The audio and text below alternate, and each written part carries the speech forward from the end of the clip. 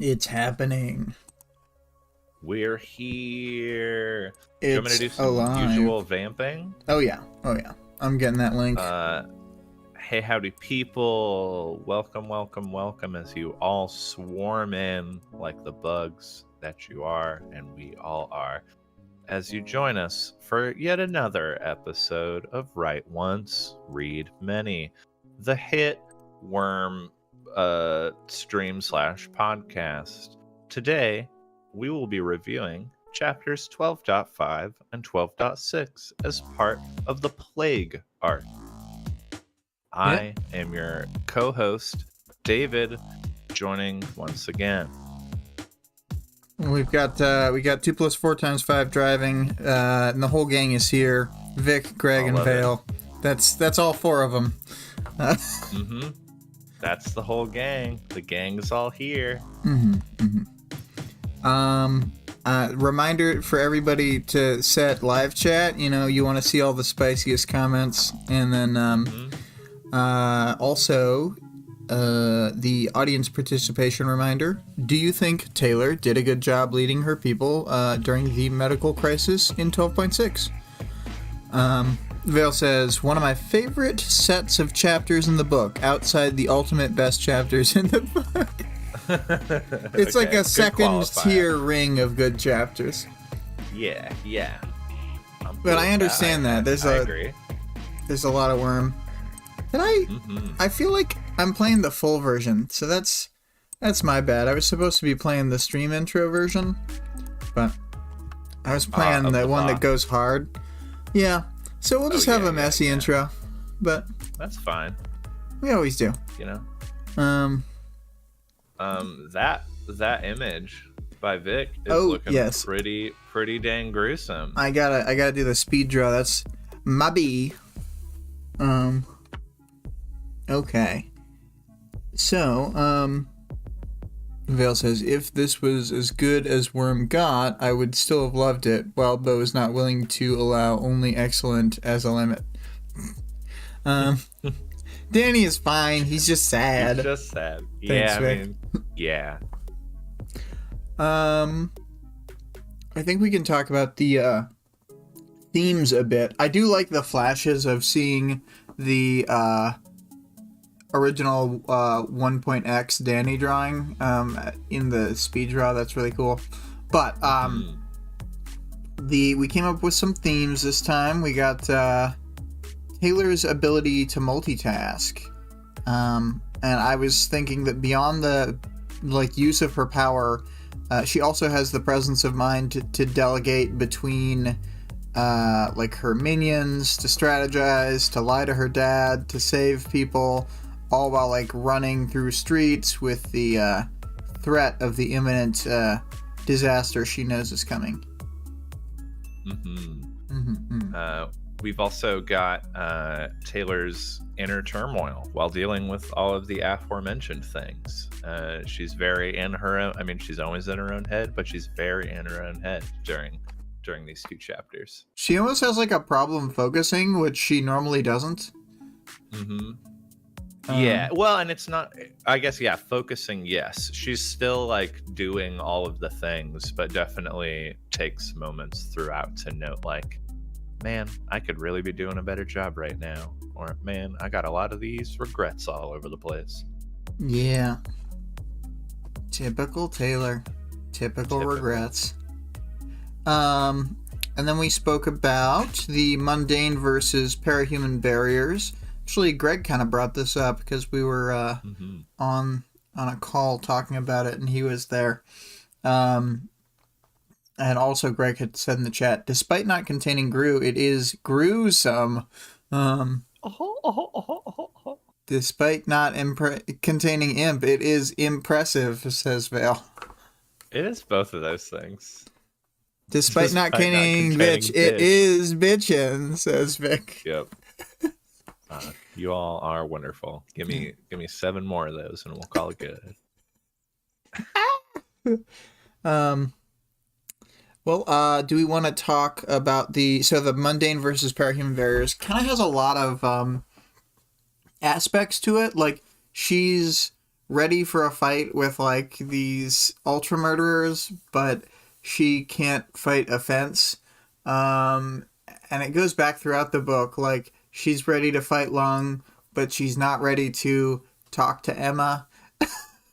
Right, right. And in these chapters, it's really shown by a literal, just a chain link fence, that is, or I don't know if it's a chain link fence, but a big old fence in her way, which is something that cuts out like several minutes of her time and trying to get across the city. Yeah, it is But chain yeah, link. So it's like, I mean, theoretically it's a lighter fence than something else, but I feel like her bugs could have like ate through a wood fence or done something, whereas right. like her bugs can do practically nothing to the chain link because it's malleable enough that moving it doesn't really like bend it or anything. Hmm. So it's like a complete counter, and it's just a little metal grating. This is why she gets like better tools later. Yeah, yeah. But yeah, it's a good example of her trying to navigate like very, very high level uh possible terrible things versus, you know, offense or talking to a person. Mm-hmm. I think we can all relate to that. Look, I'm ready for a big superpower battle, but I don't know. Talking to someone seems like a big responsibility. Oh, you want me to make a phone call? Certainly not. A No. single phone call? That's absolutely not happening. I don't know. God no. Um, Um yeah, do we want to dive into some chapter summaries? yes, I think so. All right. So I'm taking the lead on 12.5, and William will be taking the lead on 12.6. Um, yeah, here we go. The chapter opens on Skitter hyper murder analyzing right out the gate, breaking down all the different ways she could commit a justified homicide. It'd be easy, she says, before listing all of the reasons why it's a god awful idea. In addition to the risk, she'd be putting literally everyone in and the slim chances of saving anyone. There's also the varying value in who she chose to kill. Her biggest immediate threats would definitely be the Siberian. And in my opinion, I think the second being Bonesaw, who could pretty much just undo any damage that Taylor might be able to actually cause. Yeah, she talks about it like it's a sure thing that she could kill them, but it's like an anti-sure thing. Even if she was It's going super all out, not. I don't think she could kill them. Like any of them E- Agreed. in this scenario. Exactly. Well, yeah, and like I don't think she really thinks through like it's not what someone like Bonesaw could do. It's like what has Bonesaw already done? Well, it's like literally all of them could walk up to the Siberian, touch the Siberian, become invincible from more attacks. So even if they got bit, they can't get bit more. And then even if they didn't have super bodies, which they pretty much do, because Bonesaw like souped them all up a lot to a point that Hmm. the main crew doesn't understand at this point. But like even if they had just regular human bodies, they would live for long enough for Bonesaw to fix it like right away. So Hmm. yeah. Yeah. Um 2 + 4 × 5 says this chapter is the Mona Lisa of A tier chapters. Ha ha. Nice. Nice. Um, Moving on, she emphasizes the importance of each and every decision, and reiterates what's at stake. She notes that if it were just her, she may be willing to do whatever needed to be done, i.e., trying to kill people, but it was a lot more complicated than that. Dinah, for one, is a big complication, as well as the potential billions of people if Dinah's prediction actually comes true.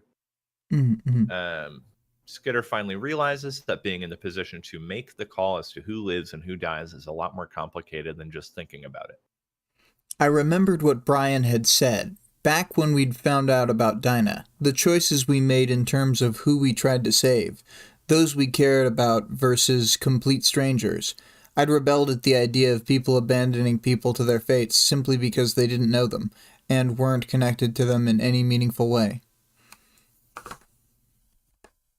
Yeah, yeah.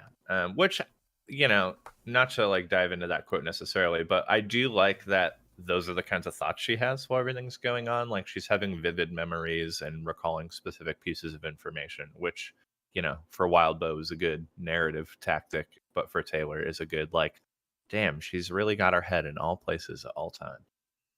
Yeah, yeah. Yeah. She's got fingers in many pies. Many, many pies.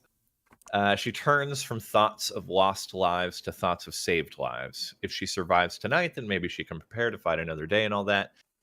Which I appreciate her clear thinking, in that it will be a waste to attack now while there's only a mere chance of killing Jack. Because if Dinah's prediction is correct, the stakes are far too high to risk any attempt. She's running and thinking about if she only made the decisions she made because she didn't want to be directly responsible for death. She goes on to contemplate her role in the deaths of others, both in this decision and back in the Leviathan attack. She doesn't want to be directly responsible, but acknowledges she has been indirectly responsible in the past, or at least it's the way she feels about it. I wouldn't necessarily. William and I talked about this previously, and I don't think she's as responsible as she makes herself out to be. But there's like Chubster, which funny name Chubster, during the Leviathan attack, and all the people who got by Bakuda's bombs, and she even laments the death of Thomas, the merchant. Yeah, and that guy was a piece of shit. He was an absolute real doofus. And she's kind of horrified by the fact that she can't keep track of all of the different people. But I mean, I think honestly we get it. There's a lot of people, a lot of stuff going on. Simultaneously, she worries that she might not even have the gumption to pull the trigger when it comes down to it. Basically, so many things can hinge on her ability to save or take lives, and she feels the weight of all of it. She's like working herself up to it. Yeah, very much so. And you can... it doesn't come across that way exactly right now, but like the more later on, it's kind of clear that she's starting that now, and she's building herself up for later. Yeah, it's actively taking up brain space, and she knows it's a real consideration. She's going to have to continue making as she, keeps being a cape. As like, yeah, you are directly responsible for who lives and who dies in a lot of situations. But it's good that she's like, I mean, it's good that she's got the emotional, mental capacity to think about it and to feel it. It's probably very counterproductive in the situation, but it's nice to see that she's, not a monster. Yeah. Striding through upper downtown, the bug quickly gets her bugs into motion while continuing to run at full speed. She canvasses every room and surface, looking for indications of glass or sand as to steer civilians away from surfaces that might explode during Shatterbird's imminent attack. She uses the bugs to attack sleeping residents, which hopefully sent the desired message. I mean, if I were woken up by a bunch of stinging bugs, I would probably forget about anything else going on and want to deal with that. The bugs would be my new enemy, and Skitter would probably become my nemesis after that. Oh, okay. But yeah. I mean, that's kind of my take on it, Skitter takes a moment to acknowledge her ability to multitask super, super hard. Yeah. It's weird that she still puts pictograms of cheese up instead of like, yeah. It dawned on me as I worked through each bedroom in each apartment. I doubted there were 5 other people in the world, cape or not, who could multitask like I was. It had to be a side benefit of my power. My consciousness divided 100 ways, problem solving, performing complex tasks for 100 different scenarios at once.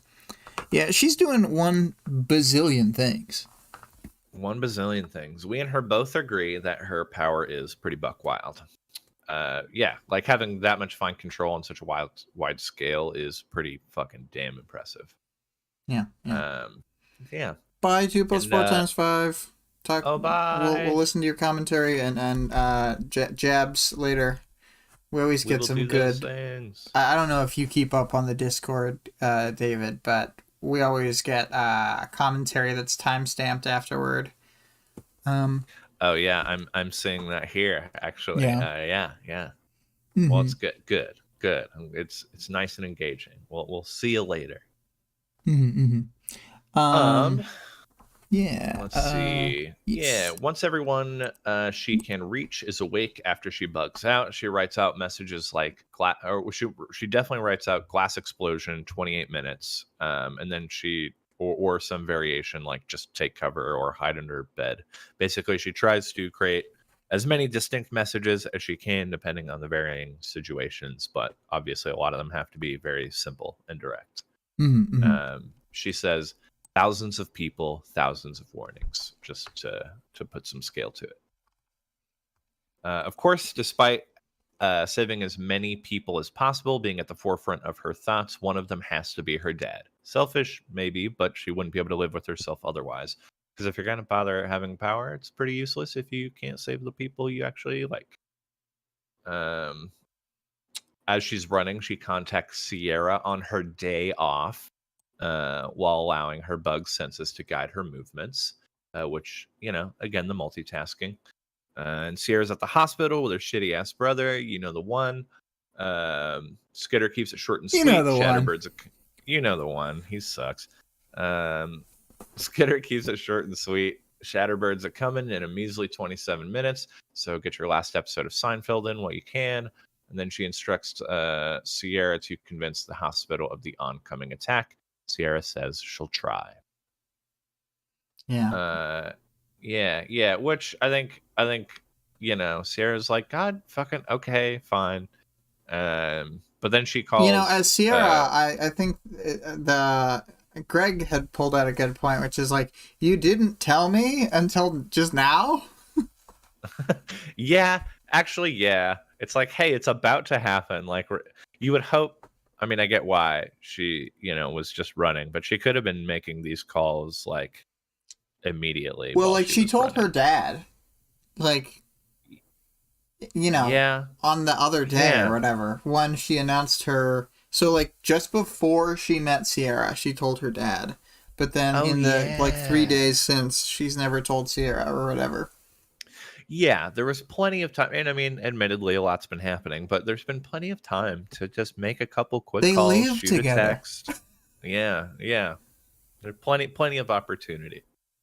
Um, yeah, which she calls Charlotte next with kind of the same message, same brevity. Basically, just says spread the word fast. Charlotte, for a moment, does not understand the concept of spreading the word, but Squitter quickly explains the steps involved.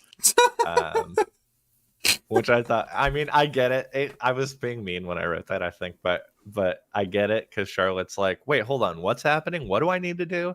And Skitter's like, tell people, tell a person, and tell them to tell people, and just make sure people know. Yeah. We got a little bit of Greg Um, commentary if you want to jump on that. yeah. Taylor's known for days that the Slaughterhouse Nine are around.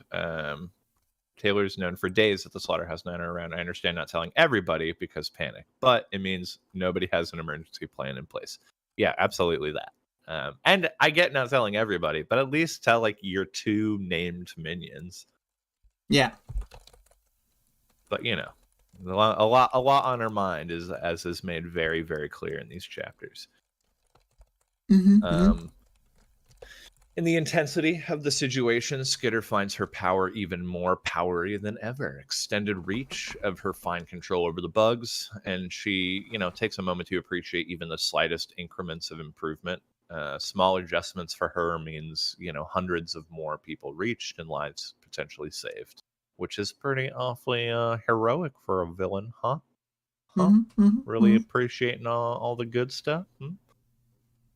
And yeah, she's feeling the burning in her legs and the overall toll this venture has taken on her. She runs through different depths of water, hindering her movements. She finds herself choosing between piles of rubble and debris, trying to find the most efficient path through.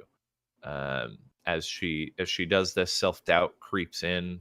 As she laments the turmoil between her and Bitch, wishing that if everything had been better between them, she could borrow a dog or at least talk about the whole Nine approaching her thing that she sort of failed to mention to everybody, which I was thinking about. And like, I know that dogs and wolves are pretty similar when they're really young. Like, I get that. But I don't know. Did no one just be like, "Hey, Rachel, where'd you get that one?" In the Or did they? they didn't. They kind of realized it was a Oh, wolf, but it's not actually. It's a half wolf. But they kind of realized that, but they didn't. they didn't really press on it, which I guess they just Yeah, don't do with Rachel in general. yeah. They're Um, generally not on good terms with her, and they weren't willing to tell her don't bring a puppy to the meeting. yeah, yeah, which feels, self-explanatory, but I get it. I get it. Mhm. As Greg says, also, I imagine it's pretty common for Mitch to have a new dog or two. Yeah, yeah, fair, fair. Um, but anyway, after, I think she's definitely, or fuck, where was I? Oh yeah, yeah. So Taylor's kind of definitely feeling the weight of the situation and letting the intrusive thoughts kind of creep in. I think after like Tattletale getting injured and sort of being subverted a little bit by when they realized Bitch had been approached, um, on top of just a direct encounter with the Nine in general, it's fair to say that she's a bit shaken, and still trying to keep her wits about her. Yeah, yeah. Yeah. Uh, Next in Regent's territory, or the University of Regent, because it is a college town, the buildings are worse for wear, and there are fewer folks to save, but god damn it, she's going to save them. She takes a moment to check the time as she moves through the space. 11 minutes remaining, no time for any kind of detour or alternate plan. Um, she directs every bug not currently occupied toward her new foe, a commonplace object like the chain link fence, aka the final boss. By the time she reaches the fence, it remains standing despite the massive bug she had aimed at it, pushing and trying to pull it down. So she opts to climb rather than fight the fence. And yeah, I think she wastes a total of like 4 or 5 minutes just at this chain link fence, which, given the circumstances, is an enormous chunk of your time. Like that alone could have allowed her to get to her dad in time, Hmm. previously or later in the chapter, excuse me. Um, but yeah, no, no, no, no, no. The battle So, with the fence. Oh, go ahead. oh, sorry, I wasn't sure if you were gonna read that or if you were waiting for me to read the next part. No, I was gonna say, yeah, the she needs to practice speed running. She absolutely does, though. The battle with the fence introduces an entire new wave of self doubt. Why wasn't I stronger? My disappointment in my luck and the power it had given me was an almost physical pain. I could warn people, but I couldn't push down a fence. I felt cheated. It's definitely a reoccurring theme here, which again, thank you, Greg, in that Skitter/Taylor seems to struggle more with common problems rather than cape problems and kicks herself for it repeatedly. I think like her having power, she definitely, and being in these situations, which are so high risk and so full of dangerous people, I think in a lot of ways she starts to think herself as, beyond normal civilian problems, like that everything she's dealing with is so high level that that's who and where she is. But then offense is in the way sometimes. Mm-hmm. Defeated. Defeated and cheated. Uh, by the time she pushes through, minutes have passed. Only 7 left before Shatterbird's attack. Under the realization that she won't make it to her dad in time, she gets to trying to save him the way she saved the other civilians. She keeps running toward her dad's house and aims to use her bugs to warn him as well. She, for a little while she's running, keeps sneaking glances at her phone. And after enough time has passed that she expects the attack to unfold any minute, she chooses to toss her phone in anticipation of the shattering glass and continues rushing toward her dad's house. It's both a pragmatic move and one made because she doesn't know if she could mentally or emotionally handle watching the clock hit 0.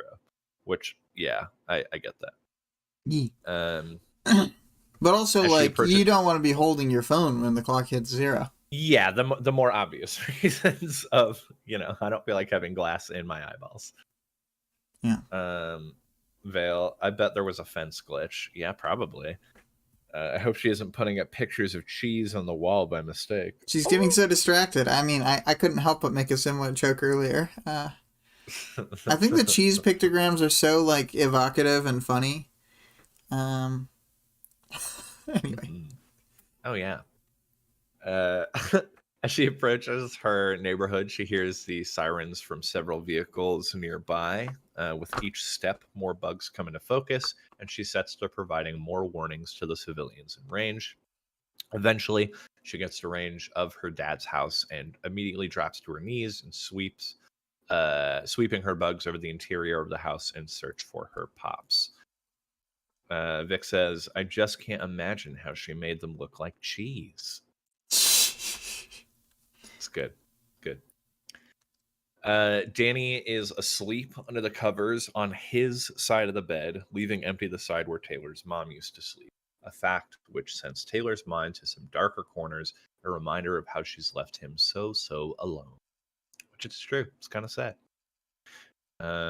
She sets to sending the bugs spread through the house toward Danny, and there's plenty enough to do the job of waking him. But as she's getting her bugs in motion, she starts to hear the high-pitched sound coming from the glass perceived through her bugs.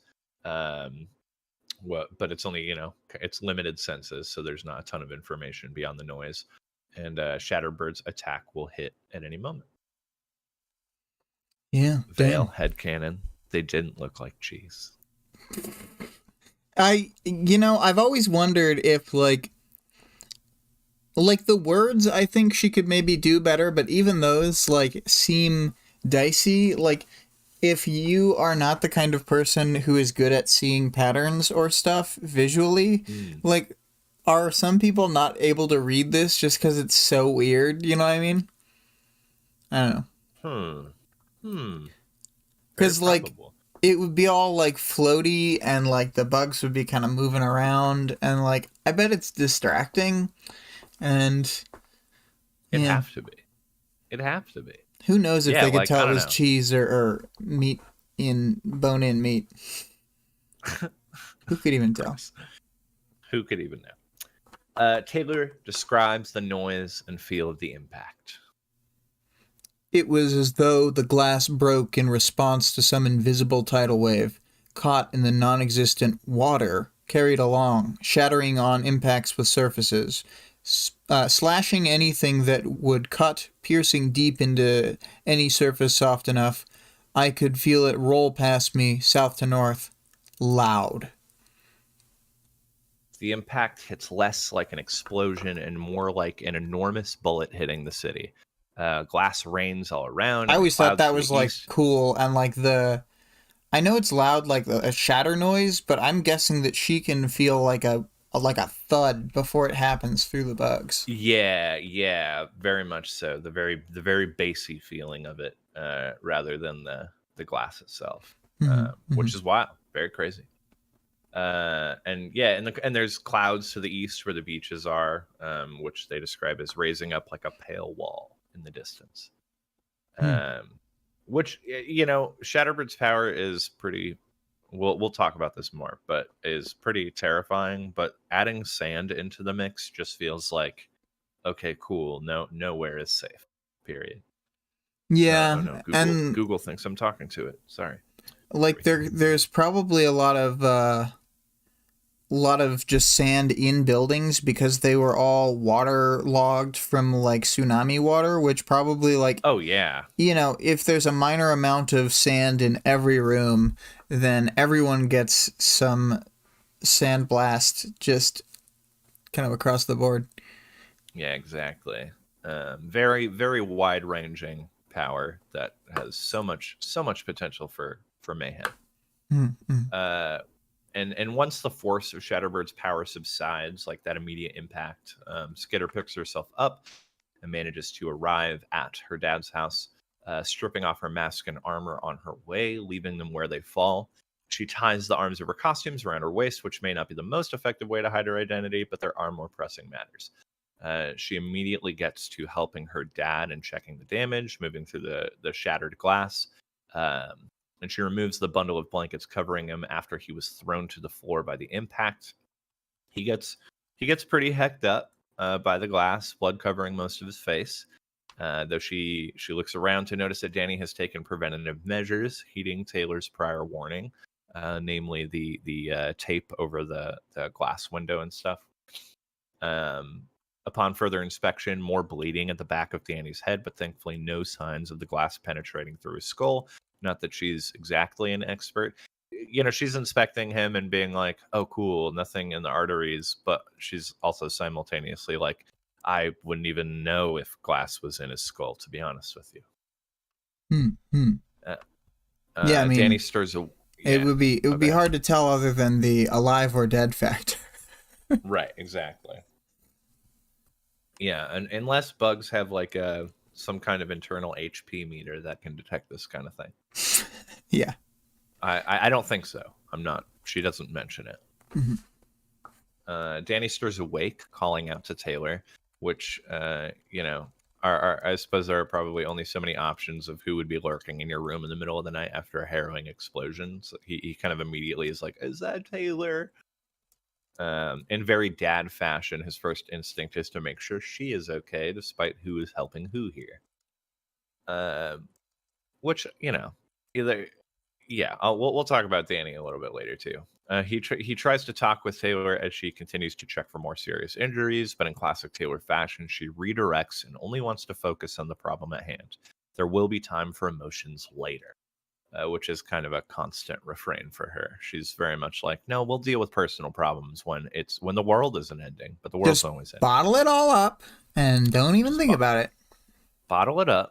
Let Leviathan or the 9 shake it around, and then we'll deal with it. Did we read the comments? I feel like yeah, we're getting ahead of it. Well, Vale had said when she talks to someone in her territory and mentions the cheese pictogram, internally they realize the bilious swarming mass of cockroaches and flies were supposed to be cheese. Damn it. And then Vic said she should have gone for a burger drawing. It should have drawn Bergie. Yeah. More Bergie, please. Let's see. She still has her wits about her enough in that conversation with her dad to continue sprinkling in little white lies about how much she knows during the exchange. Specifically, I think Danny asked something like, "Oh, did it hit the whole city or something like that?" I can't remember. He mentioned something about the scale of it, and she's like, "Oh, I don't know." Yeah, Danny, like Taylor, would insist that Danny, like Taylor, would insist that the hospitals would be overcrowded, trying to downplay his own situation so that others could get help. Not explicit, but kind of implied. And Taylor responds like, anyone would respond to her, but not going isn't an option. Yeah. Danny doesn't fight it. He just needs his sandals. Which I did think was, I don't know, I guess it makes sense. He's just like, all right, cool, let's go. I just need my shoes. But I was like, really? That's all? Just your sandals? Not worried about anything else? Yeah. I mean, what? But hey, to a certain degree, like, what else is there to worry about? Like, I suppose nothing. I was like, wow. He's making the right choice. He's just doing minimum prep to get to the hospital. Yep. He's like, oh, let's cook a quick pasta and then get my sandals and then we'll go. Yeah. As Taylor reaches for her bugs to locate the sandals, she notices people in her kitchen, worrying they may be members of the 9 coming for her. Thanks to the cover of Danny's blood blindness, Taylor uses her power to cluster some bugs under the folds of her half-off costume, and conceals the rest of her costume by tossing on some cargo pants and a sweatshirt around her waist from her old things. Which I believe she gets those from her room down the hall, so she temporarily leaves Danny and when she's sensing the people downstairs, both of whom are approaching the stairwell. I looked up the spot, and what he asks is, they hit the entire city? And then she says, I think so. Oh, yeah. Keeping it just a little bit more vague than directly answering like yes. Which, fair.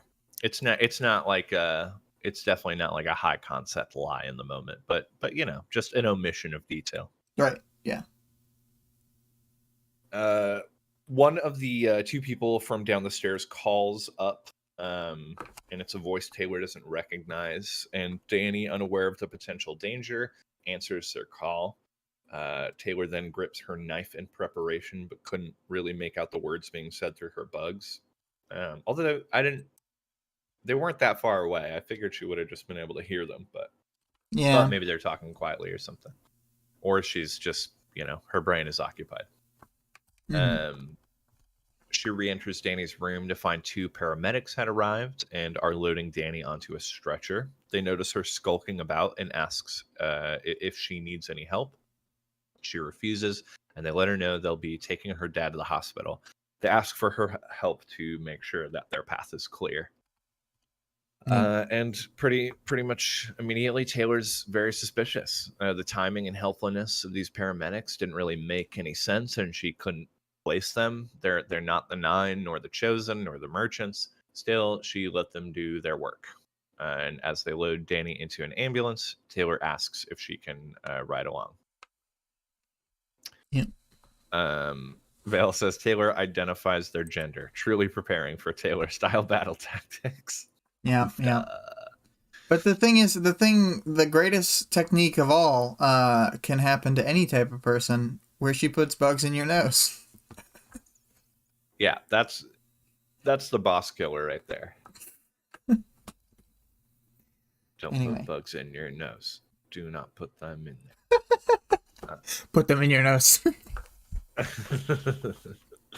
One of the paramedics responds by removing a black bag beneath the stretcher and guiding Taylor a short distance away from the vehicle. He hands her the bag, noting that she wouldn't want to leave it behind. Inside is her mask and her armor that she had left in the house when she arrived. She swallows hard and confirms her suspicions. These dudes are with Coyle, who Taylor feared would now know precisely who she is and where she lived, though the paramedics let her know that it was her teammates who sent her, not Coyle. She has a very short-lived sense of relief. Yeah. The paramedics pass along Coyle's wish to have Taylor attend to matters elsewhere, but that he understands, in big quotes, if she'd rather stay with her dad. Taylor, for once, would rather stay with her dad, but realizes what Coyle is implying, and that he wants her to attend to her territory. Yeah. She gives old Danny a kiss on the forehead and gives him an "I love you" before moving to leave. He pleads with her to stay, but once again, she has bigger priorities and trusts as much as she can that he will be in good hands. She ignores Danny's calling after her. Always like this now. Always walking away, knowing how much it hurt him. She orders the paramedic to look after Danny, and they offer to cover for her, telling Danny that they're not allowing ride-alongs in case more people need help. They say it like in case we need more bodies in the back, which I thought was a funny way to put it. She turns her back on the scene with her dad. So, fuck all this. Fuck the Nine. Fuck Shatterbird. Fuck Jack. Fuck Leviathan. Fuck Coyle. Fuck Hookwolf. Fuck me most of all. Yeah. Yep. That's where Taylor's head is at. Mm-hmm. Mm-hmm. That's the end of 12.5. The tensions are high. The big explosion happens. Taylor is so far up her own noggin and beating herself up, but still being a mostly effective human being given the circumstances. Yeah, yeah. Before I forget, just in case people are going to ask about it, the art change is pretty late in the next chapter. It'll happen when it happens. Good, because I was going to ask about it. Do you want me to remind you to do it? No, I put on a thing on the... Okay, good. You can scroll down and see it, but it's pretty... We'll remember. I see it. Okay. I think that this is a really good chapter. This is one of Taylor's hero chapters. I really like the part where she's running through the city. I'm not sure exactly what, but something about it just hits really well, and it really works for me.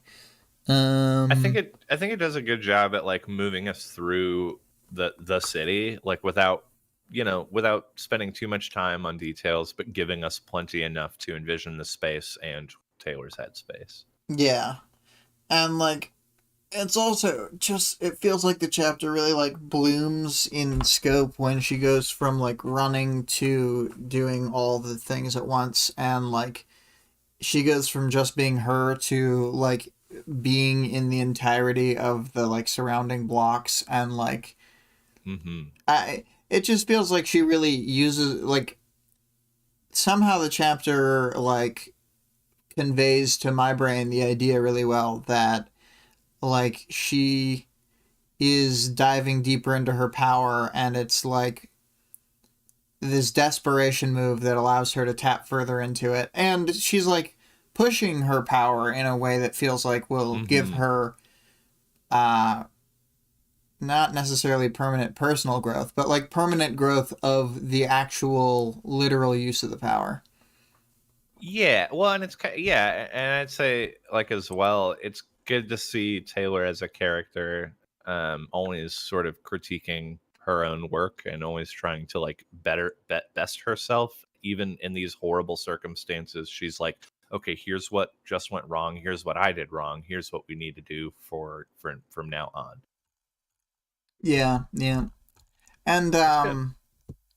like it's a I think this is a scenario that, because of the way Wildbow writes, he'll like write a scenario without knowing like what's going to happen at the end of it or whatever. I think that this Mm, was a good way to set her up for like this whole Chatterbird blows up the glass in the city scenario is a good way for right. her to have a moment to really show off how she could directly use her powers as a hero, and she is like theoretically a villain, but she's being juxtaposed by people who are like straight up evil, and you know she's Right. clearly got like mixed motivations, and we know all that, and we know the grayness that is Taylor, blah blah blah. Hmm. It's nice So to see how like singularly focused she is in that it's like, no, we're saving people right now. Like it despite her position as a villain. It's good. yeah, It's and good. she's like in a literal sense running to just her dad specifically, but having a destination that is a specific place doesn't stop her from saving everyone along the way. So it's not like she's acting selfishly, really, because what is she should run a different direction or something? Like Yeah, exactly. what's And it's the not like argument on the other side in this case? You know? yeah, I think given what her power does, she's doing exactly what she should be doing. That doesn't require her to one by one try to go to each house and deal with people or whatever. It's just like Right, she I am has to trying to do yeah. minimum investment, maximum reward in terms of saving Hmm. people because she's trying to work on a very mass scale. Yeah, exactly, exactly. And yeah, it's like a more elegant version of running through the streets with like a bullhorn, just yelling at people. Man, that makes me think of that Batman panel comic where he goes, "Has anyone seen the Joker?" through like a loudspeaker or whatever. It'd be really good if she was just doing that. The world's greatest detective. God damn. Do you have more Um, thoughts on this chapter? no, I think we covered it in some pretty good detail here. It's yeah, I think it's one of the more effective chapters at taking us between two pretty crazy situations, and yeah, it's a good character building chapter for Taylor. Yeah. One thing that's a little unclear here as we step into 12.6 is how she exactly got to her territory. I think she must have just ran there, but um, I had kind of pictured she had gotten a ride from one of the some paramedic or one of Coyle's people, but maybe like a yeah, second car where there are two ambulances there. I think Because she doesn't ride with Danny because they make an excuse yeah, why she she can't. specifically doesn't take that car. Yeah, I don't think Wildbow clarifies it Because super I directly. specifically like read the end of 12.5 and the start of 12.6 a couple times to just be like, okay, so this is an elliptical edit, and we don't know how she got there or exactly how much time has passed, but she's there. Hmm. Yep, she's there, and it seems to be not too long after the attack. Yeah. And so Skitter is reflecting on there being less glass because of Leviathan's attack, which stopped Shatterbird's attack from being as damaging.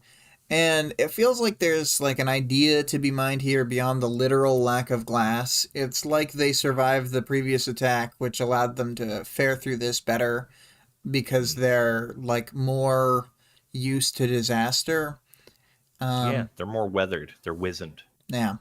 And I'm not sure how the sand factors in, but maybe that could represent like the underlying problems of the city. Either way, a bunch of people have sand burns all over, leaving their skin bruised and even like scraped off. It's pretty bad as far as injuries go. Um, Hmm. like just whole sections of skin scraped off. It's like, ugh. That's what like Yeah, like radiation does to you too. In the yeah. Oh super Jesus, fast yeah. kill Well, yeah, sense. it's like minute flayings and tons of puncture wounds and all sorts of things. Yeah. I'm just thinking of stuff that is equally as bad, and you have to go pretty far into the injury scale before you reach Sandburn, I think. Um, Yeah. then, in the middle of an intersection that she's reaching, there are two ambulances that were clearly sent here by Coil's people, both having had all the glass removed prior to the Shatterbird attack, so, like, they're people who knew. And Hmm. it says there are two ambulances, and I read through to try and see. I guess there was just like the driver of each because she only ever mentions there being two paramedics and not like paramedics plus drivers or something like just kind of Yeah, I two meant. people. It's a little strange. Yeah, if Coil's doing this for the other territories as well, which I imagine he might be, then I'd guess they're stretched pretty thin. But yeah, like Maybe, but one he's got paramedic like to a car is pretty limited. what I'm thinking is he's probably got more uh, people who could act as like battlefield medics to some degree than he does specially kitted out ambulances. So like Yeah, that's the way I was thinking about it. no, you're absolutely right. I don't know. Coil and his resources, I don't know what the fuck that guy's doing. Yeah. I think it's maybe just like a weird oversight of the chapter writing. Yeah. But I couldn't tell if it was on purpose or just like a strange thing. Um, Right. Anyway, though, there is still dust in the air from when the attack happened to the point that Skitter considers if she should be getting people masks for the particulate inhalation. She also casually thinks about how she's using intimidation and primal fear to give herself more presence with the bugs. So great job there, Skitter, using that primal fear on the civilians. That that primal fear, these already not fearful people, let's make them scared. Yeah. But Skitter is actually good at thinking forward and being able to tell what kind of negative reactions people will have, thinking on an emotional level to figure out what like gut reactions they'll have because they'll probably go with Hmm. their gut rather than their head. And she's Yep. worried that people will descend into chaos if she doesn't get the situation in order. But she's also distracted and down on herself, having sort of italicized self blame thoughts and acknowledging that she was focusing on Danny and Tattletale when, instead of the now. But, It's funny because she's really holding herself to hero standards in these moments. Like, yeah, mhm. she's mad at herself for not thinking about literally everyone instead of the two people who she really cares about. Right, right. And I mean, yeah, she is just holding herself to like really ridiculously high standards, but it's maybe good. She needs to find a better balance for it, but Definitely, you know. definitely. So she's like, right, first order of business now that she's got herself on task is to spread out the bugs and speak through the swarm to tell everyone remain calm. The paramedics either weren't told that they're here to help Skitter specifically, or they're really good actors. And then I don't intend you any harm. If you're unhurt and able-bodied, there are people who need your help. Step forward so I can direct you to them. oh wait, I should have been buzzing. Bzz, bzz. Oh yeah, I bzz, don't bzz, intend bzz, you any bzz, harm. If you're bzz, unhurt and bzz, able-bodied, there are people who bzz, need your help. Step bzz, forward so I can direct you to bzz. them. Yep. After she says that, it is crickets, bro. She sees a bunch of people with no visible injuries just looking back at her. Victoria. Yeah, it's pretty brutal. Vic just sent a horrified face emoji. Yep, pretty much. Which I can't really imagine what else you would expect. I don't think people like being talked to via bug. That's true. Moments too late, she remembers her first aid training. She's not supposed to ask for volunteers. She's supposed to volunteer them what to do. She's worried that she's already lost the crowd by starting like that. And you can tell that she's been stressing out and not dealing well in the last few moments as she thinks through some options she has. She's like, I could abandon helping them, or I could beg the crowd for help, or I could make them help. she's getting all crazy. And doesn't she describes it as like her 3 ugly options. Those are the only 3. There's only 3 options, and there's a 33% chance she'll take any of them because there's 3. Because there's 3. So she's psyching herself up to threaten the crowd into helping, and then right before she does something regrettable, Charlotte steps in and publicly goes, what can I do?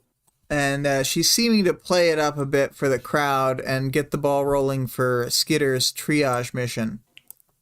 I owe her one hell of a favor. Yeah.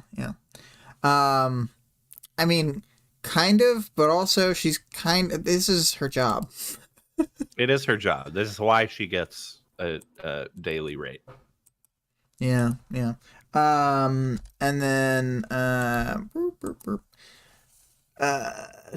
Skitter can sense people in the surrounding buildings and sends Charlotte to save a woman and 2 kids because she knows this will require help from at least one person, so it'll get more people involved. And then Skitter picks out a man in his 20s, and his mother sends him to go help Charlotte. I mean, it's a combo effort. The mom gives him a look, and Skitter tells him what to do. Oh yeah, she's like, they'll look after her. There are people who need you more. 2nd floor, go. And it's good. She's really specific there, which is part of the tactic. Very specific instructions. This works well enough and establishes a bit of momentum in this situation that she consciously capitalizes on, and sends a group of 2 guys to save a man who is seemingly blinded in his home. There are a lot of people who got sand eye burns, so they can't get to the larger group. Yeah. The next person she tries to get helping is that douche from 12.1 who has the demeanor of a domestic abuser. Sporting minor injuries, this guy has somehow found a way to monopolize a bunch of actual bandages. When he's told to help someone as a part of the overall effort, he says, why? I'm hurt. If I go, I'm gonna miss my turn with the ambulances. Typical man. But Skitter is incensed and nearly lashes out at him with violence. She calms down with some negative self-talk about her imposter syndrome. And after collecting herself, Skitter turns to a strong-looking woman and uses some sarcastic sexism. Are you going to whine like a little girl too, if I ask you to help someone? The woman is seemingly amused and on board to help the blind guy that Skitter was sending the other guy to find. So she notices the douche guy walking over to his family and thinks the thought she probably should have had earlier in the day, that this is the type of guy who's probably going to take out his frustrations on his family. Yeah. Typical man. Skitter, you just keep pissing off this guy, and he's a real piece of shit. He probably has and he just slick back sucks. hair. you Oh know. my god. You think this is slick back? This is It's pushed back. Anyway. Skitter's giving specific but easy to understand directions as she sends people and keeping herself together pretty well in this situation. She's like mentally, like she's internally melting down, but externally doing well. That's the clarification I guess I want to make to my own notes. She's also thinking through the social dynamics of the crowd. There were more people to pick out of the crowd, more orders to give. It was all about setting them up so that refusal made them look bad, both to themselves and to others. Social pressure. Yeah, she's like some sort of good guy version of Jack Slash. After a few more groups get sent out, then some of the first groups are returning, and she's able to send them out again for other people. She starts to think of the problem of dealing with crowds of injured people, and the fact that there were only a few paramedics, and some of the people were trying to get in their face and prioritize medical care either for themselves or people they were with. And so Skitter feels like she looked calm despite internally feeling lost. And she notices a mother picking glass out of her son's wounds. And she stops the mother. She flips out a little bit. She's like, I probably sounded angrier than I wanted to. Yeah, exactly. What are you doing? Stop. Yeah. Yeah.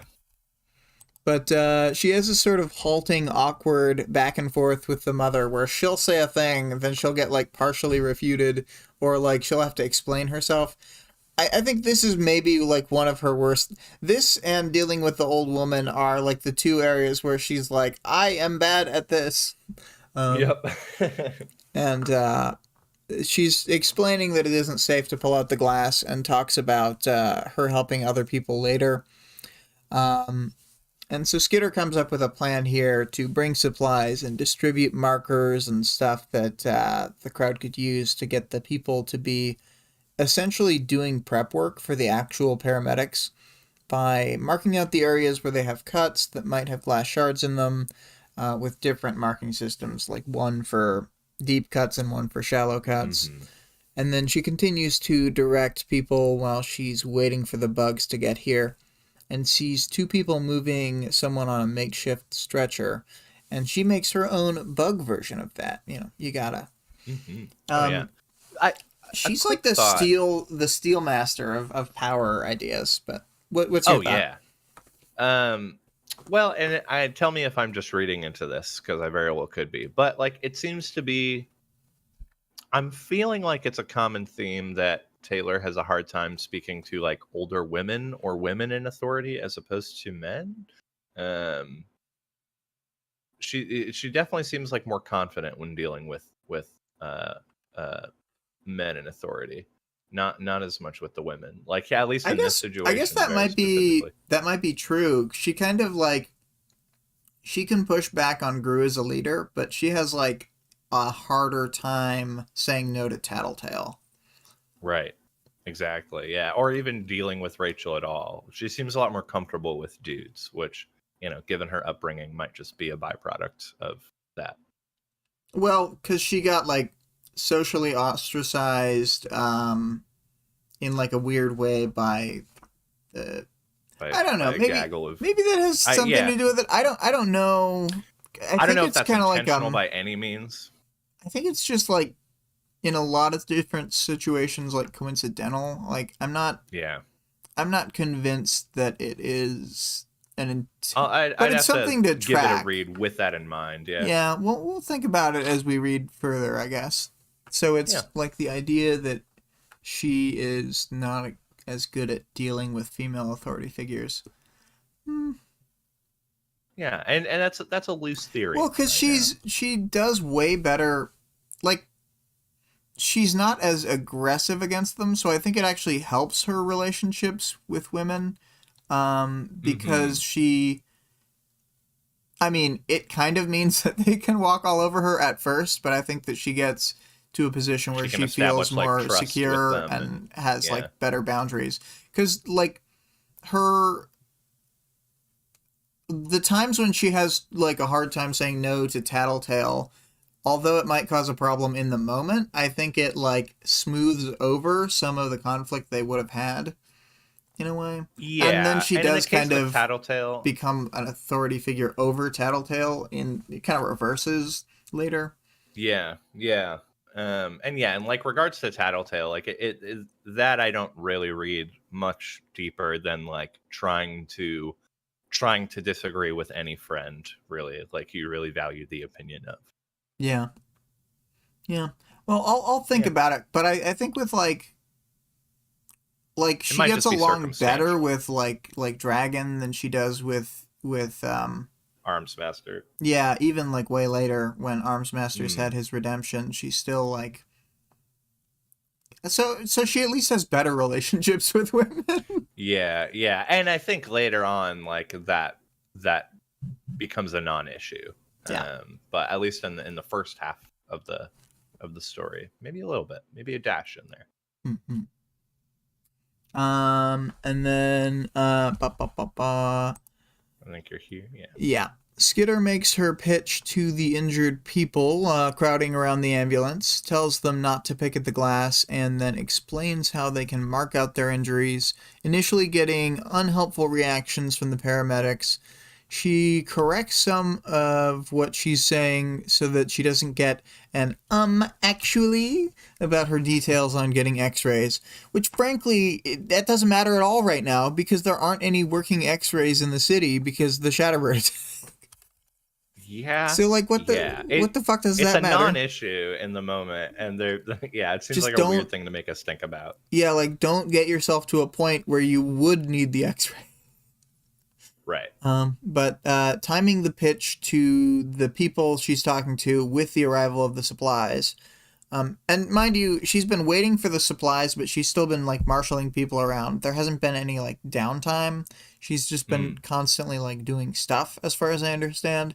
She just like doesn't go over every moment of it. It kind of like skips forward a few minutes at a time. Right. But the paramedic does something good here as she's handing out the pens and markers, getting Skitter's attention. This guy says that he needs to know which patients have had tetanus shots, and they can offload that labor onto the group of people rather than their like two specialists spending time asking each patient that.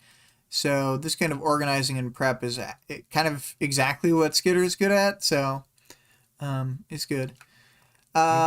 She teaches an old man who seems to be illiterate how to like mark down if someone's had the tetanus shot or not, and he's able to copy the symbols after she shows the two marks. And then she says, we're changing locations. If you're able to stand, it's going to be a long time before you get the help you want. There's plenty more people with worse injuries. Suck it up. And there was an expectation of a negative reaction, but she isn't challenged, and so she goes on. If you listen and cooperate, you'll get the help you want sooner. We're going to gather inside the factory right here, where we'll be clear of the worst of the dust. It's dry inside, and there's enough space for all of us. Vic says, I don't think he's illiterate. I think she's just impatient. Anytime someone doesn't listen to her immediately, Taylor just assumes they're illiterate. I think that it is possible that he's illiterate because, like, the idea that he was confused at the, like... The letter T. Just write the letter T, and then he seems confused. And I think it's worth having written the two symbols, because then, like, if there's even a chance... If there's any chance he's confused, like, at all... then they should clarify. Yeah, otherwise it'll just be confusing markings that paramedics are going to be like, I don't know what to do with this. Yeah, so she's got to make sure it's... But, I mean, you're right. She does think Trickster... She thinks that Krause can't read many times. I'm starting to think this motherfucker was illiterate. Says like 5 times. Yep. So the bugs continue to get supplies to the scene. She gives out candles and lighters to get the interior of the warehouse bright enough for people to see. Everyone who can move is setting up the defunct factory closest to the ambulances as a makeshift hospital. Sheets and tarps and stuff like that were on the machinery, so they use that to make places where people can sit and lay down, and then they move people in as well. And so during this phase, a woman asks Skitter if she has disinfectant for things, like all the stuff she's using, since a bunch of flies are touching all the supplies. So she produces some hydrogen peroxide, and the woman is very unimpressed, talking about how hydrogen peroxide prolongs recovery times, questioning Skitter's medical credentials, of which she has none. And then I feel like I have to defend Skitter on this one. If she didn't bring the hydrogen peroxide and iodine that she had, this crowd of people would just have no medical supplies instead of having some. And isn't it better to have lower quality treatment rather than no treatment? I don't know. Yeah, as Greg knows, she took a first aid class. It's better than nothing, which It's true, but it wasn't Not it that just she's, like she's no professional. Yeah, like I don't. Do you actually like get? I guess she probably has a CPR certificate, but like I would assume that she doesn't have much more than that. Like even if she took a class, probably knows CPR and basic wound care. Like past that, and maybe dealing with like a dislocated shoulder and. Well, she got the crowd basics of dynamic broken stuff, bone. so like she clearly understands it. I just don't think that. Yeah. What I meant is that, as far as like having a degree in something or like having a paper that says you're whatever, she's not a credentialed physician. Yeah. Yes. She's not a paramedic. She's not like a med tech. No, just a gal who took a class. So the woman heads off to go help people, and it's clear to Skitter that she has the ability to have good bedside manner, but she just doesn't like Skitter specifically because she's a villain. And she kind of brushes this off, but it's clear that it does bother her. Then she thinks about how much she wants a cell phone to see how Tattletale and her dad are doing. She's like still dwelling on that now, which makes sense, but anything with a silicon chip got fragged by the Shatterbird explosion. And she brings herself back into the moment, and she's able to compartmentalize. That's something we didn't say. Compartmentalization, along with the multitasking. That's one of her superpowers. She compartmentalizes away her emotions and reasons that she has the power to help these people now and no ability to help the two people she's been thinking of. So it's actually very useful for these other people. It only hurts her. It's like you gotta damage yourself to give your party a buff. Ain't that just the way? Yeah. Vic says in the chat, this is so funny to me because this Karen is dishing out Taylor's same attitude. And yeah, fair. But in a very not helpful way. Vale, in the anime. No, but I did stay at a Holiday Inn Express last night. Perfect ad placement up. Vic, stop doing that. Is he illiterate? Yeah.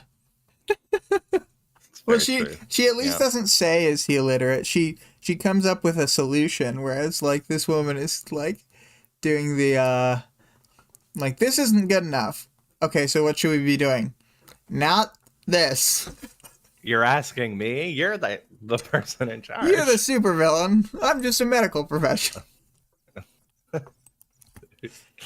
So let's see here. She decides that they need to defend from people who might capitalize on this moment to prey on them. So she sets out a big lattice of bugs on the ground to sense for people coming. And she spreads flying insects as well in case there are airborne attackers. And while she's doing this and directing people, she's still using other bugs to search the environment and buildings for supplies. And then still being short on things, Skitter is trying to use spider webs as suture threads, so the woman comes back over and starts an argument with Skitter. This one she's maybe... hard to say. She's maybe right on this, but the back half, I think Skitter is right in terms of like, this is the only... why wouldn't you use it right now? But yeah, Skitter's thinking it's better to sew up the wounds and then give antibiotics later, and then the woman objects. This feels like the petty objection. She objects to the overuse of antibiotics overall, and Skitter's like... I think situations like this are the exact right time to use antibiotics. These people have open wounds. They're undernourished, dehydrated, stressed. Their immune systems are probably shot. Their environments are filthy. There's probably countless other reasons. Yeah. Uh, That's so Vic says she's definitely right to question it. I'm assuming the threads, and then says, "Oh yeah, the antibiotics is when I would write her off totally." Like that's the Yep. thing is like she's not doing like they're both heated and they're not doing anything to win each other over. They're both No. sort of but I mean the that as an objection, like you shouldn't be using antibiotics. It's like crazy in this situation. Yeah, you're like, look, these people are gonna need them regardless of my spider web, so let's just get this shit done. Yeah, and again, I don't know how dirty spider webs are. I don't know what the better version of this would be, but they don't have any suture threads, so I see why she had Mm-hmm. this thought. Yeah, and I don't know. I think largely, like, I can't imagine how much worse the spider webs are gonna make things, even if they're not the cleanest material to be working with. Yeah. No longer listening to exactly what the woman is saying, Skitter realizes that it's been a few minutes since they had gotten people gathered inside, and the paramedics still weren't inside with them. So she feels out with her bugs, and they're lying on the ambulance floor, rudely ignoring the woman. She sets off without a word and is battle ready. She just like has totally ended the conversation, and after the antibiotics thing, she doesn't say anything or listen to any more words she says. But stepping inside the ambulance, she finds two paramedics have been killed by like a twisty neck snappy move, and they're Mm-hmm. left clearly dead to the point where Skitter doesn't check on them. The patient has been stabbed to death in a weird way that didn't bleed until the oxygen mask over his face pushed oxygen through it. And realizing that they were just killed, she's very worried about the people um, who she helped move into the warehouse. So she runs back to check on them. And one step into the door, she sees Mannequin wagging a finger at her, with the one hand busy wagging his finger. His other hand has all the fingers folded back and a blade extended out of the palm.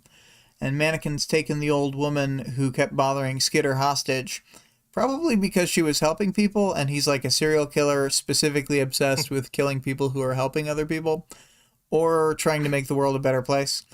Um, Yeah, he hates that. yeah, I hate that. But before Skitter can do God. anything to intervene, Mannequin retracts the blade and kills the woman by cutting her throat. He continues to wag his finger at her in admonishment of her warning people beforehand and setting up this triage. I should have anticipated this. Mm-hmm, mm-hmm. Mm-hmm. Um, Vale says, imagine how cool it would be 2 years later looking back and telling the story how Skitter sewed up your wound with Black Widow spider webs. It would suck on the day it happened, though. For sure. And then Vic says, wag, wag, wag. Yeah. You want to take the last comment there? Yeah, and then Vale, the doctor tried to tell Mannequin not to use antibiotics after all that. Yeah. Yeah. Yeah. Skipping to the finalized version. Quite nice, quite nice. Quite nice. Excellent art, Vic. Looking stellar. Although I did imagine the hand Mannequin had was more like weird and grotesque. I imagined that like the blade came directly out of the palm and like just the fingers themselves in a really like grody way were like bent backward and all squiggled. Yeah. Like Yeah. like it reminded me of my own imagination just now reminded me of In the Good Place when they described the squiggliest eyeball corkscrews. Actually, yeah, that's a good / terrible image to have in my brain. Because in the Arms Master chapter, Arms Master talks about how he moves his fingers in a weird, unnerving, squiggly way. Yeah. Yeah. Yeah. In my brain, Mannequin represents body horror a lot more. And I'm not trying to diss your art at all. Because it's fantastic. But I was like, oh yeah, very humanoid. Okay. Yeah, yeah. Vale says, I'm sure everyone has seen it. Someone animated the scene that comes up in the next chapter, and it is quite amazing. If anyone hasn't, I can link it on the Discord. Yeah, throw it Ooh, into yes, the, please. I have seen it, but throw it into the, what page should it be on? Put it in worm memes. I Yeah. think that's where we want it. Links, I think we want to generally try and do links that are for like direct, like the book itself, stuff like that. The Patreon for Yeah. Wildbow, and then chapter art is for Vic's art or for like some. I think other art covers anything else we make, and then Worm memes covers anything that's like outside community kind of thing. Um, Hmm. well, I mean, we're still interested, but if they're in worm memes, we know that nobody here made it. So just kind of like it's a really easy shorthand to see if somebody in community made something or not. Yeah. Where was I at though? Skitter steps forward and Mannequin moves all weird, so she gets her knife and baton out in preparation to fight. When he's partway to her, she realizes what he's doing. Because of his weird body and the fact that he can sense her tiny bugs throughout the area, he was able to just jamble around without alerting her to his presence. He doesn't even fully avoid the bugs. Some of the times he just slides against them, but she couldn't tell because it felt like the wind. It's like in those video games where somebody goes just around a corner and they go, must have been the wind, or whatever. It's exactly like that. So Skitter flicks out the baton to full length, and Mannequin does the same thing, but with his very scary hand blades. And she thinks through the fight and knows this is going to be his battlefield because she has to defend so many hostages. Some of them weren't very mobile because of their injuries as well. And she thinks that his power is a complete counter to hers, which we'll go into more detail in the later section. Maybe even just outright reading that paragraph later. But Yeah. if you want to do this last quote. Yeah. A tinker who specialized in sustaining life, sheltering it from outside forces, forces that included water, weather, space, and bugs. Motherfucker, I have no idea how the fuck I'm gonna do it, but I'm going to make you regret that. Yeah, I think it works. Um, and the crowd Yeah. goes wild.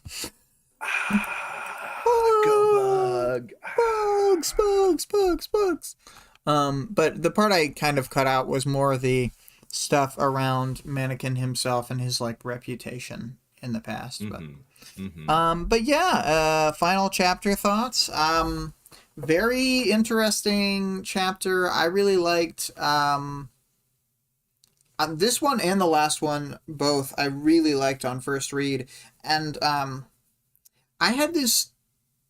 So when I first read this section of the story, I thought like the Slaughterhouse Nine seemed so like overwhelmingly powerful after the Rachel Mm-hmm. chapter and onward. Like each one of them felt like this like impossible to reckon with force, and so like I was just like, God, they are so fucked. And I was like pretty Yes. sold on that, and so the atmosphere was starting to get like really oppressive, especially after like Tattletale got um like nearly killed just like almost automatically. So it felt like they were Right. all in jeopardy.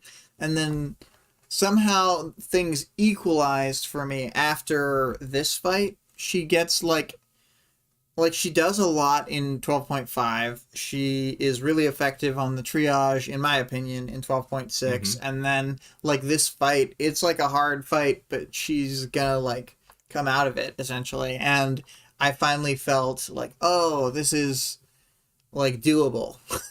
You start to see the clouds part a little bit, and yeah, you're like, there is a path forward here. Okay, we're not just gonna watch all of our favorite people get totally annihilated. Yeah. Oh, Vale has a little Uh, joke. You want to read it? yeah. Taylor sees an enemy. 1, their power is a complete counter to mine. 2, second possible reaction still pending. Yeah. And Tattletale was casually nearly killed. It was the offhand nature of it with no recourse that landed hard for me. 100% that. Like the moment it happens, it's a very It's very sudden. quick.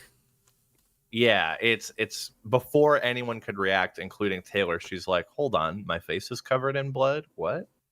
Um, yeah, the immediacy of an attack like that being completely unannounced would just fucking be terrifying.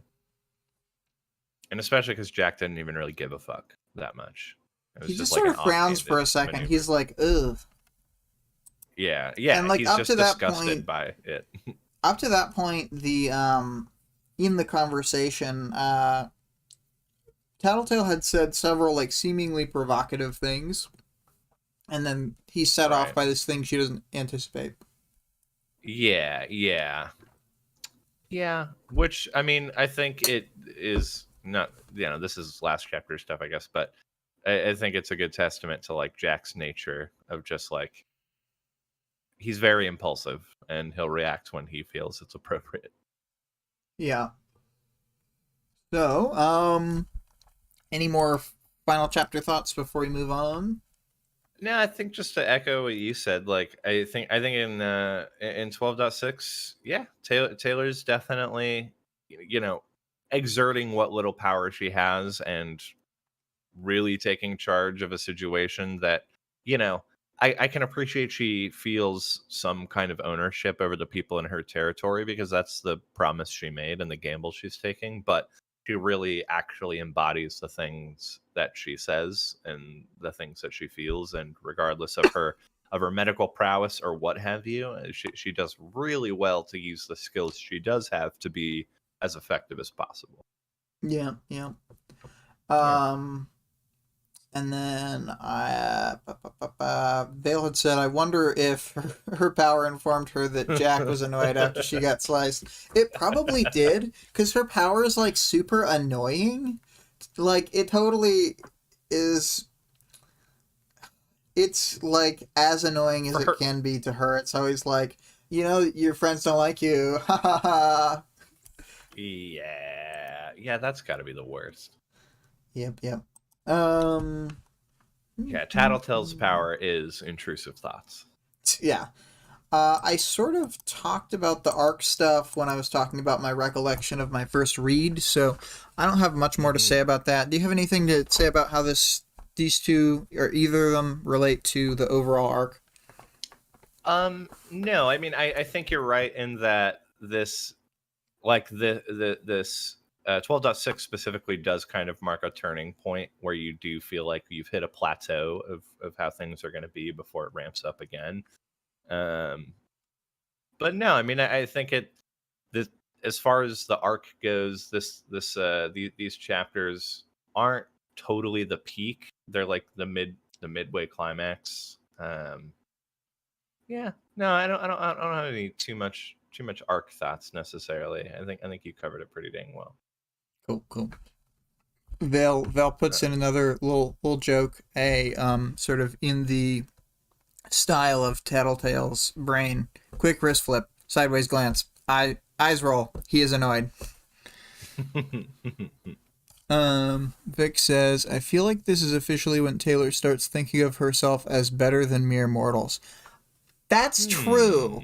That's true. Yeah. I hadn't thought about that, but I think that it's this may be the turning point on that, and the only other part I could think of that's kind of like that is in the end of Arc 11 when she's fighting with her eyes closed and stuff. Right. But in this case, like, her mentality is changing, and you're right, and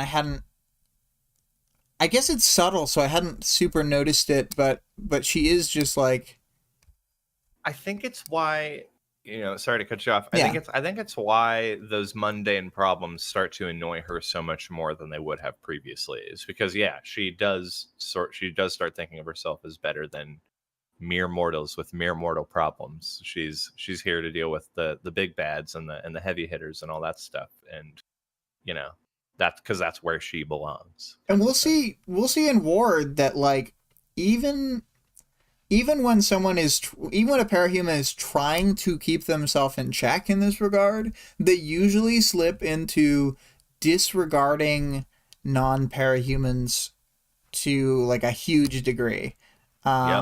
Like, you start thinking of them as a swarm rather than individuals. Well, not only that, but, like, on an individual level as though they're more childlike.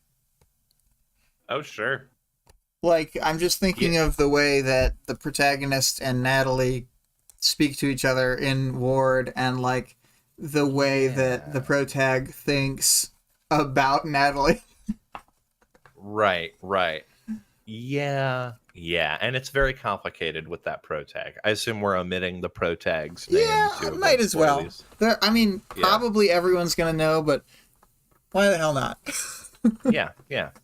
That's a particularly complicated pro tag. A lot of reasons for behaving the way that they do. Yep. Um, cool. So Yeah. characters, we got Taylor, Uh, and you have yeah. written this, so I'm gonna mostly let you read this. All right. Yeah, and this is heavily focused in 12.5. It starts to change a little bit through 12.6, but Taylor is suffering from major self-doubt in these chapters, very obviously. It seems that after what happened in 12.4, creating so many new uncertainties, it really took a toll on Taylor's confidence in handling the situation, rightfully so. Namely the with Tattletale and what's happening with Danny and all that stuff. A lot of the situations she's been in previously allowed her to scrape by, sort of still with the upper hand. But here she's dealt with a threat she can't refute and collateral damage affecting both her cape life and her personal life, both represented by Tattletale and Danny, respectively. Nowhere is safe and everyone's in danger, and her ability to handle any of that in this moment feels negligible. Though she keeps pushing and trying and rolling with it as best as any person could be expected to, despite the physical and emotional toll it might have taken. Throughout, her goal really is to help everyone that she can, and given the circumstances, I think she does a pretty good job. But you left a quote in here that I think embodies her mindset through all of this. This is from 12.6, but it could easily apply to how she felt in many moments. I felt like a charlatan, a pretender. Hmm. Yeah. I mean, that's the briefest way to put it. And in 12.6, she sort of takes a stab at leading her people, guiding them to help others. Her approach starts out kind of all wrong, but she carefully dissects exactly why that's the case. She starts bugging out specific orders, providing guidance on emergency medical care as much as she knows, and sees the situation as one that she must control. She even goes as far as to leave space to be challenged. Um, which, yeah, I mean, I think like it's this crazy mix of her feeling so down on herself, yet still acting with like, I don't know, more confidence than she really ever has. It's an interesting dynamic for her. Yeah, definitely. For Danny, I'm gonna read the snippet you wrote. Danny's still clearly yearning for Taylor to be part of his life, and in a moment of crisis, I can imagine he's pretty stoked when she's still there for him. But suddenly, once again, he is heartbroken. Suddenly in the other direction, and she's just gone again. So she sees him for what, like 5 minutes, maybe less. If that, yeah, like it's very very brief in that she's there, so she and that I would say is the selfish part about it, is she's there to know that he's okay enough that she feels comfortable going back to doing what she's doing. Mm-hmm. Mm. Yeah. I mean, yeah, she is still there for him. She does still like see it through that he gets into capable hands, but it's her reason for doing so doesn't feel so much Danny motivated as it feels Taylor motivated. Mm-hmm. And I would switch back to Dan the Man and his gruesome face, but it did get a lion's share of the time on screen. Hmm. Um, And I Coils, love Mannequin's wagging finger. Too good. yeah. Oh, Manny. Coils, paramedics. Do you want to This talk is just about a sort of brief what we note. talked about? Yeah. We'd kind of been ruminating on it before the stream, and like the ones in 12.5 who go to Taylor's house to help Danny and her, they're there very purposefully. They kind of know what they're expecting. It seems they're aware of where they're headed, but in 12.6, as William kind of noted in the summary, like they're there in fewer numbers, and they don't seem as like willing to go along with whatever Taylor's saying. It seems kind of like they're doing their thing in spite of her and will push back where needed. But it opens up a lot of questions like, are did they know who they were here to help? Did they understand the situation fully before getting there? Did they see Taylor as an obstacle? Um, just very different attitudes the different sets of paramedics have. Yeah, yeah. It's really strange. Yeah. Like, And I I think, can't tell if they're normie paramedics who just happen to have been sent by Coyle, or if they're like super good actors, or like, it's really unclear to me, and I can't tell if it's a writing yeah, mistake or on purpose, or like, because it does up the drama a bit for them to act how they act, but I can't tell if it's contrived to do that or if there's supposed to be a reason they're acting like that. A little right. unclear, but sometimes things Hmm. just happen. Um, Yep. and then Mannequin, he had a background for a long time as a good guy, and then this knowledge is public enough that Taylor, like, offhand knows it.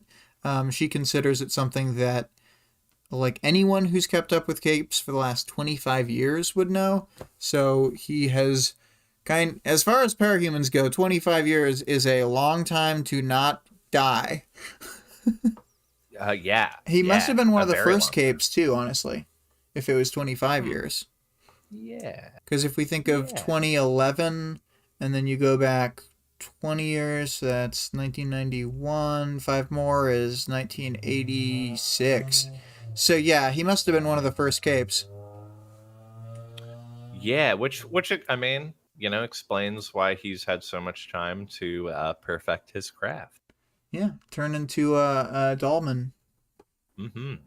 Um, and I don't know, I'll kind of expand on his backstory more when we talk about like the Seamerg's attacks, but we know his Right. family was killed in a Seamerg attack, and we know that the Seamerg is more cunning than Leviathan somehow. So we'll talk about it more. Hmm. So for powers knowledge and world building, I assume we don't really have any other characters. There's the old woman, but we talked about her during the chapter. I don't know. Yeah, I mean there's a small handful of unnamed Oh, we didn't talk characters about who Charlotte. Charlotte's pretty helpful. Charlotte's helpful and Sierra's helpful. And I do like that Sierra kind of being the lead, the lead minion, I guess, is willing to be like pushing back at Taylor a little bit more. I think she talks to her a little bit more straightforward than Charlotte would, who is obviously like overwhelmed and terrified of the situation, Mm-hmm. but both willing to help. Yeah, yeah. Cool. Which is a little bit shocking to me. I Really? think it's in not that like I don't think those two characters in particular would help Taylor. I think just more like I don't know. I think Taylor's slow build to getting people to help her is an interesting one, and the way that she has minions is interesting. She really, I think something that like it can be seen a lot of ways, but part of how I interpret the her buildup of people is that like they directly see her like win or lose given scenarios and see how she like responds under pressure and are swayed enough by the idea that she will like back them when it counts, I guess. Yeah, Cuz like yeah, a whole bunch of people slowly join her, um and they are skeeved out by her weirdness, etc., etc., but she kind of keeps a consistent track record of like if you are one of her people or whatever, she has this really strong in-group out-group mindset, so she will right. actually like go to great lengths for a person. Which is pretty well demonstrated in 12.6. Like she does a whole mission for Sierra for no pay. Yeah, yeah, true, very true. Like Coil would be like, okay, that would be $10,000, please, or like more. Probably more. Yeah. Um. I don't think there's many other characters Yeah. in these chapters. I think we are But good yeah, to move. powers, knowledge, and world building. Yeah. First one we had noted is there's a brief mention of the Siberian when Taylor's talking about all of the possible people she could kill of the nine, and there's just a small note with how tough the Siberian is, which notes that they have had encounters with a ton of the big bads, Alexandria, Legend, Eidolon, and pretty much walked away completely unscathed. And just to like to understand the sheer power, it would take like an actual Endbringer or someone like Scion to really do severe damage to the Siberian, um, which just kind of just shows the looming threat that this one carries. Yep.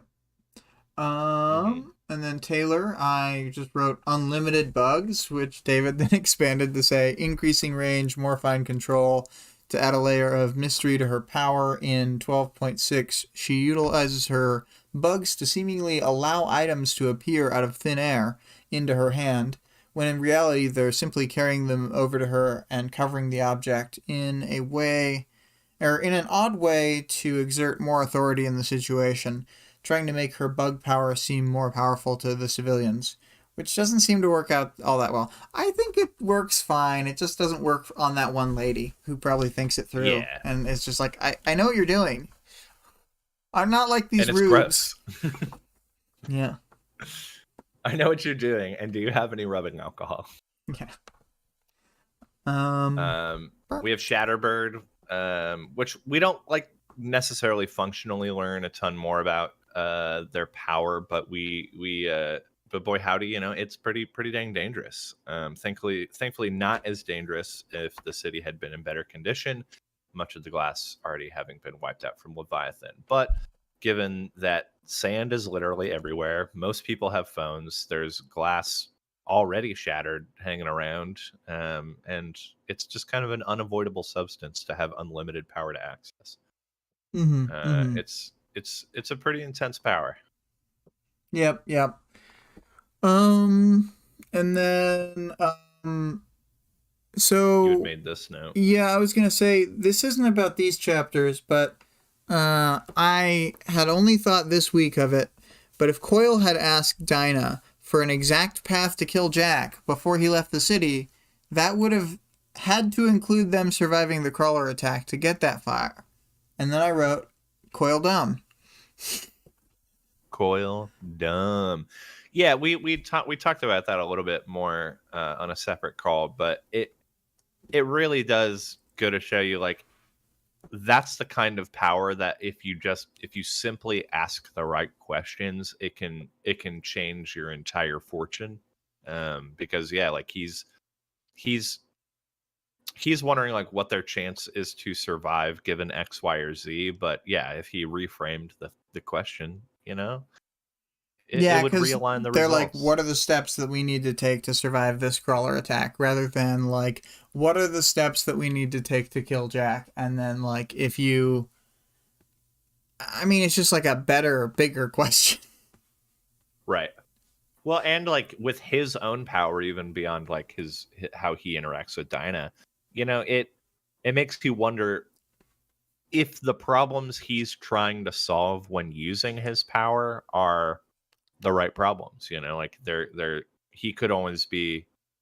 There's always more effective ways to get. I do think he probably results. spends a lot of his power time, like despite all his maximizing, I still think he probably wastes a lot of it because he's so like unnecessarily cruel and weird.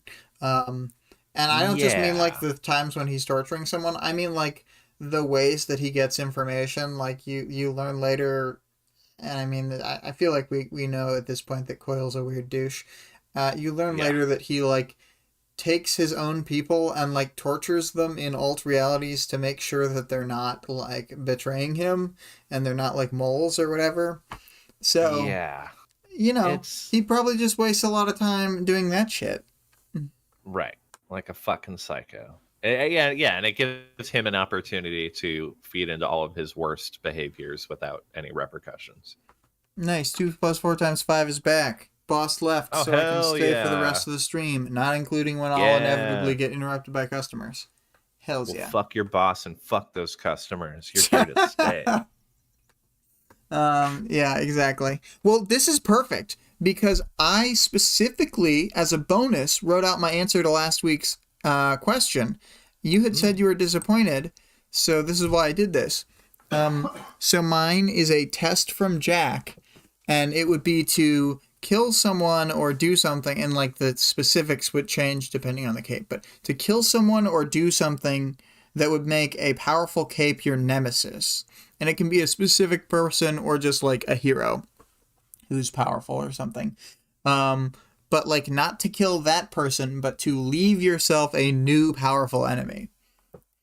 That would be my Jack. That I think would be a good test from Jack for someone who has survived the other, however many tests. The number of tests depends on the current amount of members. Yeah, I did think his choice to make what's her face? Chariot. No. What's her name? Sherry? Cherish Cherish, thank you. or Sherry. Having her having her do all of the tests again, I'm like, yeah, I get why that's the logical choice, but what a cop out, Jack. Well, I think that there's an underlying theme throughout the story that for all his like high and mightiness, he's not actually that like clever.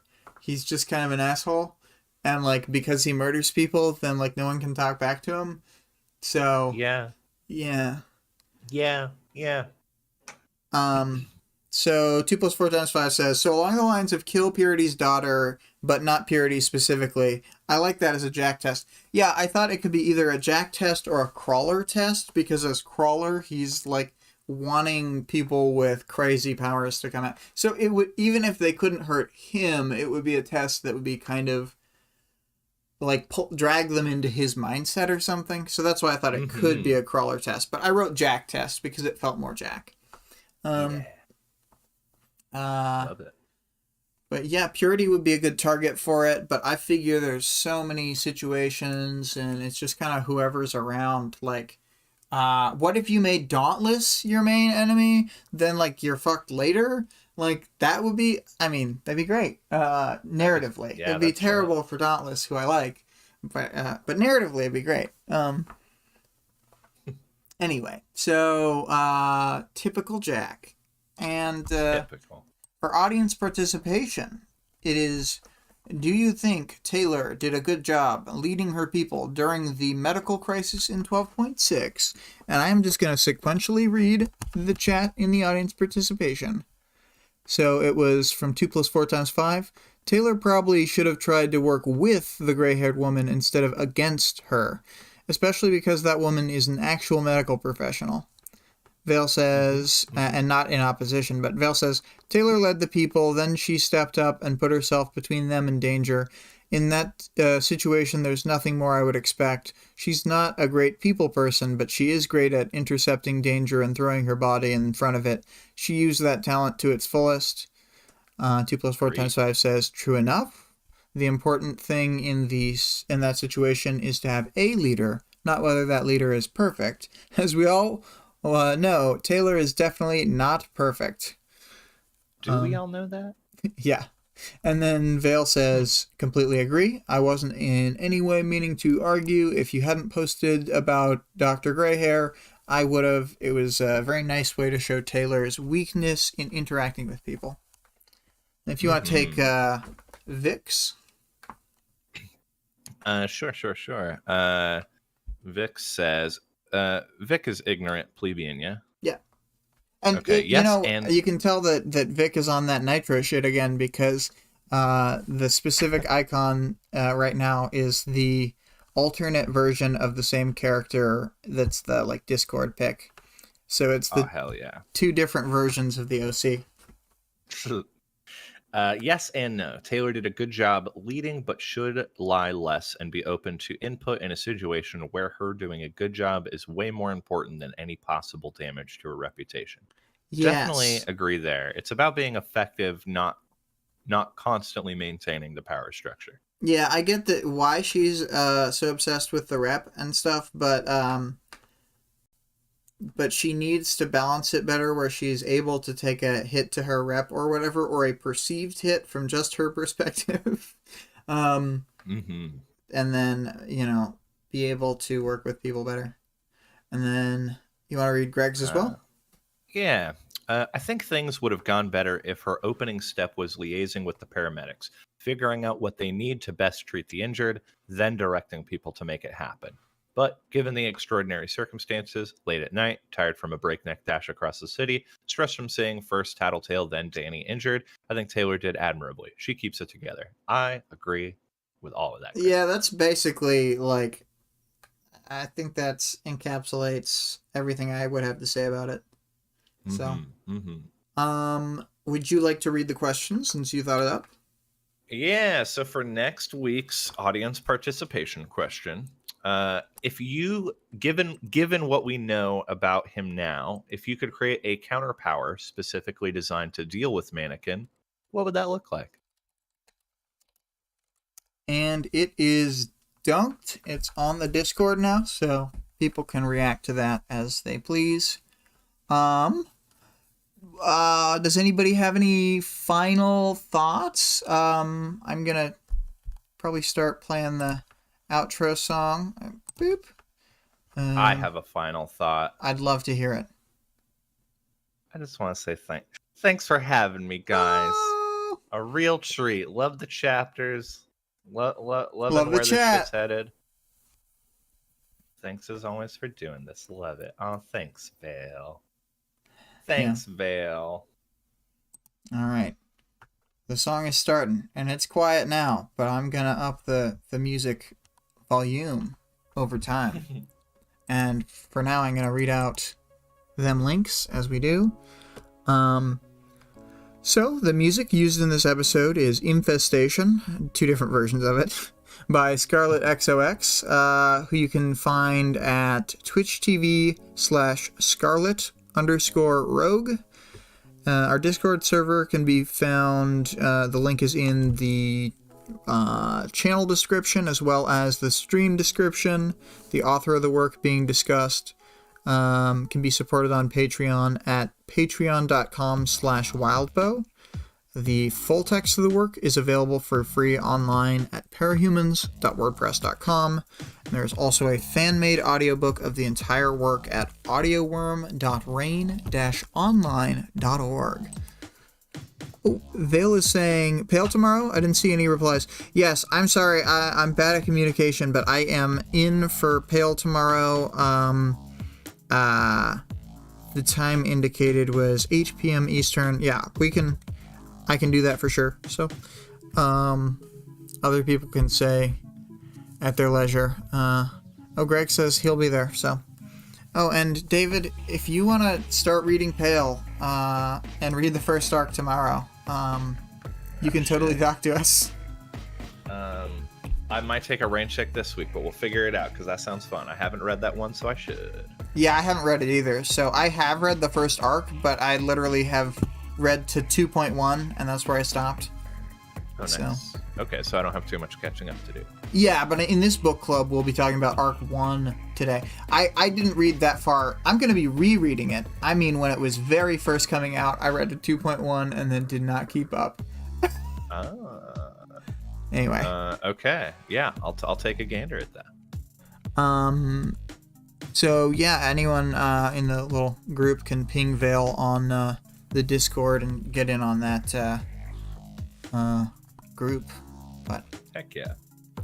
All right, thank you, David. I'm going to end the call so that we can let the song play out, and then I'm going to mute my mic so that the stream can just roll away. Well, thanks, y'all. Had a blast. Catch you next time. Bye. Everyone's cool. Bye.